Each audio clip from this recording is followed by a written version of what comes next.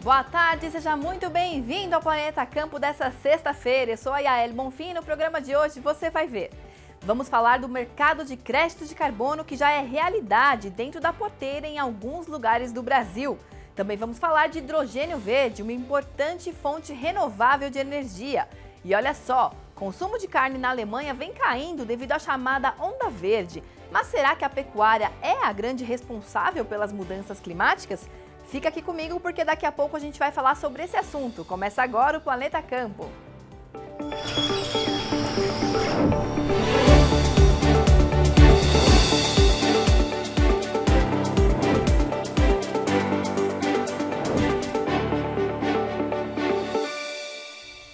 Começamos o Planeta Campo de hoje destacando que o hidrogênio é apontado como uma ferramenta promissora para a geração de energia. Ele pode ser utilizado em diferentes aplicações e obtido de diversas fontes de matéria-prima. Quando ele é produzido a partir de fontes renováveis de energia como a água, o interesse cresce ainda mais. E sabe por quê? Porque ele contribui para a redução da emissão dos gases de efeito estufa. Vamos acompanhar na reportagem.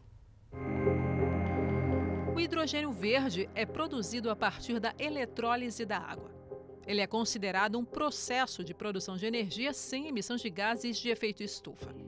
Outra possibilidade é o chamado hidrogênio azul, obtido a partir do gás natural. Nesse caso, as emissões de gases de efeito estufa são neutralizadas por meio de técnicas de captura e armazenamento de carbono. O Brasil tem condições de ser um grande ator no fornecimento de energia. Existe uma demanda imensa da parte de países desenvolvidos por fornecedores diversificados. O Brasil é procurado para isso. Já existe esboços de produção em massa de hidrogênio verde ou de todas as suas formas. Segundo pesquisa da CNI, Confederação Nacional da Indústria, desde 2021 foram anunciados 131 novos projetos de larga escala em hidrogênio, com investimentos previstos de cerca de 500 bilhões de dólares até 2030. Somente em 2022, mais de 30 países lançaram planos nacionais nessa área. E quais as novas aplicações do hidrogênio? Pode atender a setores como aço, cimento, vidro, transporte marítimo e aviação, substituindo insumos fósseis. Além disso, pode ser útil como combustível para veículos pesados. O Brasil tem grande potencial para produzir hidrogênio tanto para uso interno quanto para exportação.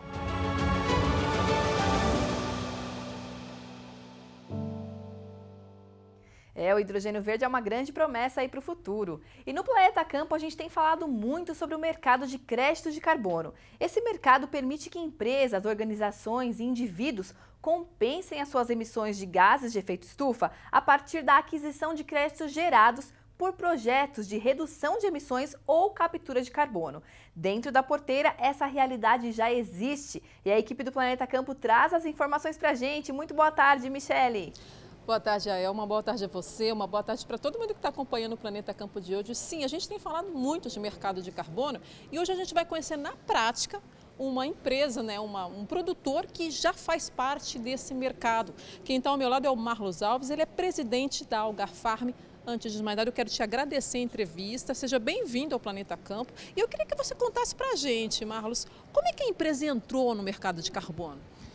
Então, eu que agradeço a oportunidade de estar aqui, de poder falar para o produtor. É um mercado novo, né? Porém, a Algar Farm ela já tem uma floresta há muitos anos, há 40 anos. E a gente enxergou uma oportunidade dentro desse ativo, já que o viés nosso, a grande motivação de ter a floresta era a preservação. Várias atividades foram desenvolvidas, porém, todas com vistas a preservar a floresta.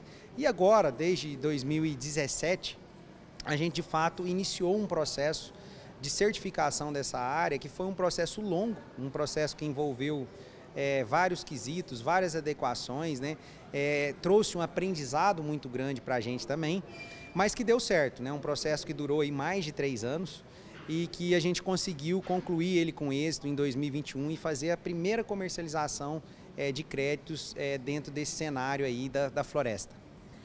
É difícil a venda? A venda, eu poderia dizer que sim, é uma venda difícil, que ela exige muita responsabilidade técnica.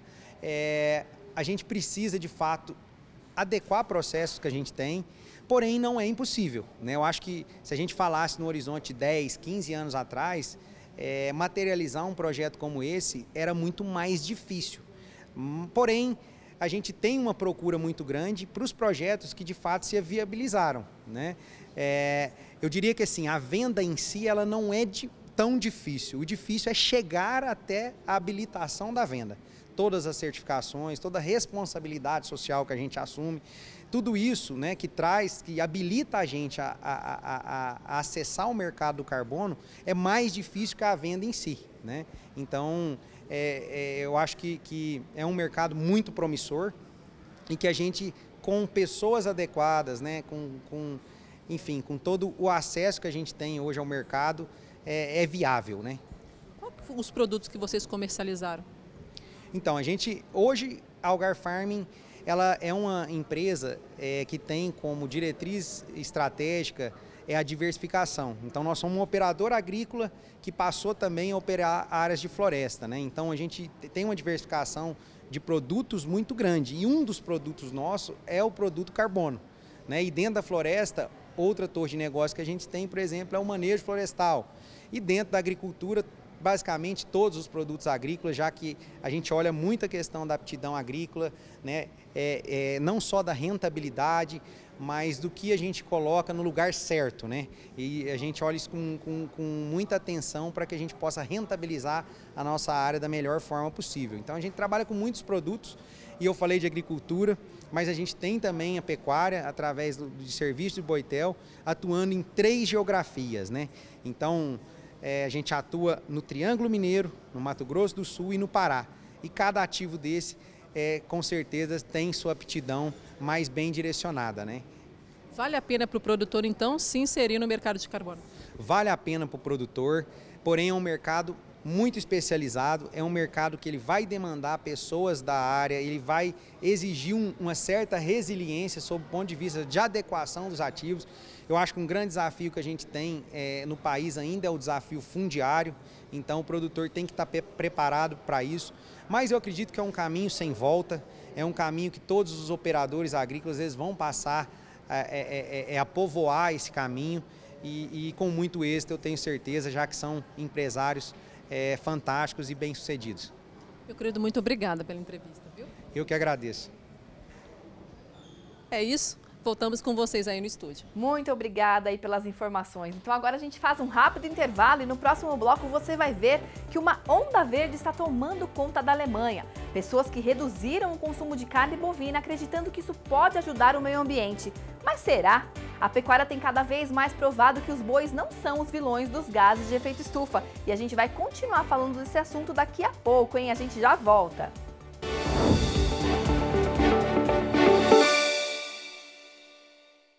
Estamos de volta destacando agora que a agricultura sustentável fala sobre diversos manejos que beneficiam o meio ambiente e a produção. São técnicas que ao longo do tempo garantem qualidade ambiental, preservam os recursos naturais, promovem o uso eficiente de recursos e ainda melhoram a qualidade de vida dos produtores e também da sociedade. E a gente vai ver agora como isso acontece na prática com uma história bem bacana.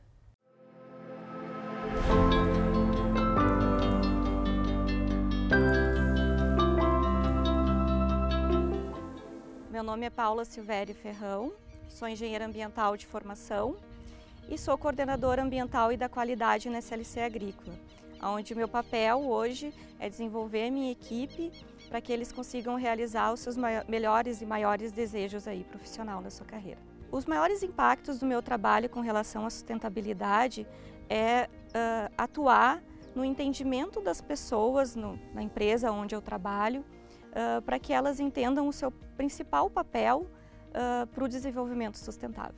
O que eu já fiz a favor da sustentabilidade dentro da empresa? Eu tive a oportunidade de desenvolver diversos trabalhos dentro da SLC Agrícola. Então, tudo que a SLC hoje pratica de sustentabilidade tem um pouco do meu trabalho, do meu conhecimento e do meu esforço.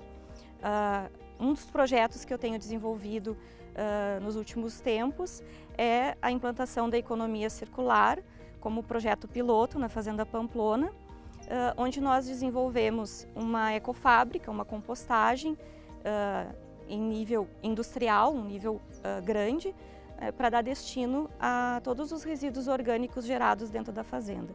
E o nosso objetivo agora é escalar esse projeto para as demais propriedades da empresa. Eu me considero uma pessoa importante para o desenvolvimento do planeta dentro da empresa onde eu trabalho, porque dentro do meu conhecimento e experiência ao longo dos anos que eu consegui adquirir na área de meio ambiente, é possível identificar o espaço dentro das operações agrícolas, né, operação dentro de uma propriedade rural, quais são os impactos ambientais que são gerados e o que nós podemos fazer como funcionários, como pessoas, para reduzir esses impactos e continuar o desenvolvimento que não pode se frear, porque existe sim uma demanda por alimentos e vestimentas no mundo, mas ter esse desenvolvimento, ter essa produção com o menor impacto possível. Então o meu papel sim é importante nesse desenvolvimento sustentável no meio agrícola.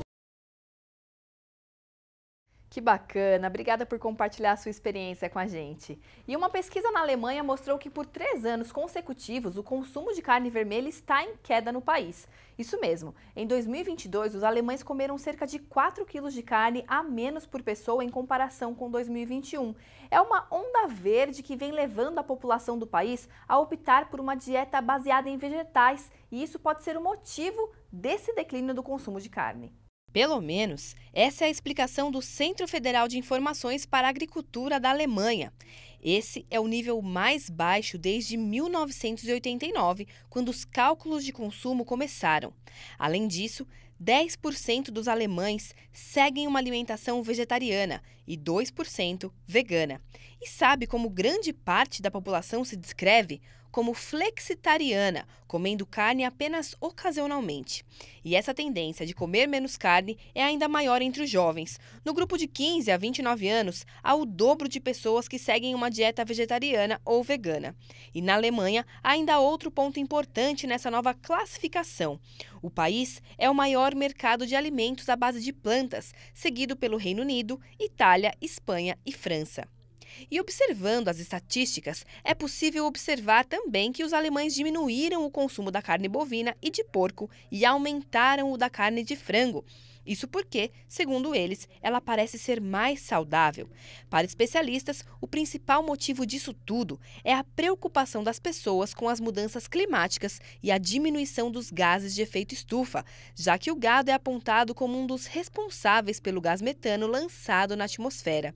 Mas será que isso é mesmo verdade? Diversos dados e evidências mostram que a pecuária não é tão prejudicial assim ao meio ambiente. Por exemplo, se pensarmos que a pecuária produz menos gases de efeito estufa que o setor de transportes, a conclusão é que apenas reduzir o consumo de carne não é a única forma de proteger a natureza. Segundo dados da Universidade de Oxford de emissão global por setor em 2016, a cada 100 quilos de GE, a pecuária e seus dejetos seriam responsáveis por apenas 5,8 quilos, enquanto o setor de transporte responderia por 16 quilos. Ou seja, este setor de transporte emite quase 3 vezes mais gases de efeito estufa. Outro mito de emissão pela pecuária vai perdendo força também diante de estudos que apontam que a pecuária intensiva aumenta a produção por área, ou seja, reduz a pressão sobre o desmatamento e também diminui a idade dos animais ao abate, o que por si só também mitiga a emissão de gases de efeito estufa, já que os animais vivem menos e assim também emitem menos metano.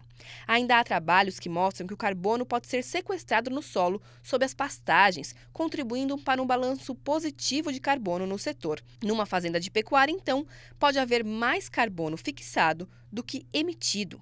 E há ainda um outro ponto muito importante nessa questão. Segundo o CICARNE, o Centro de Inteligência da Carne Bovina da Embrapa, o metano entérico tem vida curta, bem menor que o ciclo do carbono, por exemplo. Ele se transforma em gás carbônico e é usado pelas plantas em razão de seu crescimento, num processo já bastante conhecido de fotossíntese.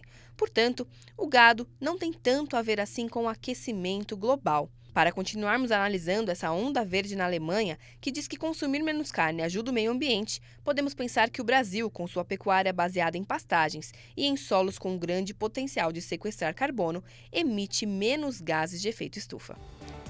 Como a nossa pecuária é sustentável. E assim a gente encerra o Planeta Campo de hoje. Um ótimo final de semana para vocês. Até segunda-feira. Tchau, tchau!